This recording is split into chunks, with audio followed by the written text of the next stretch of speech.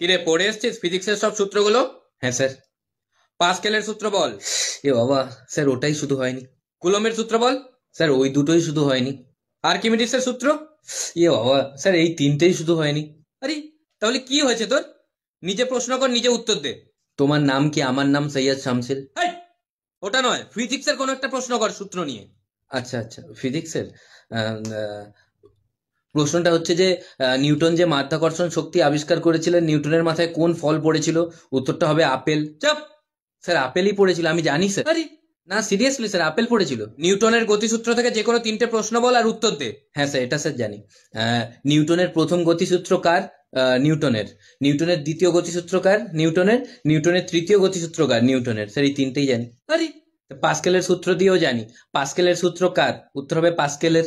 ओ भाई, मारो मुझे, मारो मारो मुझे, मारो मारो नहीं, ये मजाक